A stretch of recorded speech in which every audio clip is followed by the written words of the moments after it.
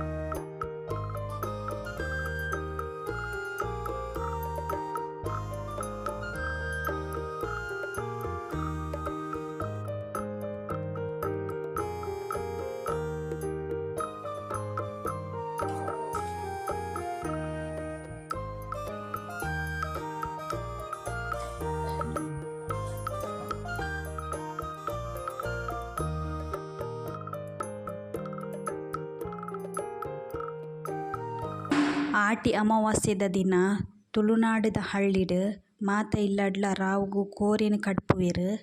ಆನೆದ ದಿನ ಮಾತ ಇಲ್ಲಡ್ಲ ಪುಂಡಿಲ ಕೋರೆಲ ಹೆಚ್ಚಾದಿಪ್ಪುಂಡು.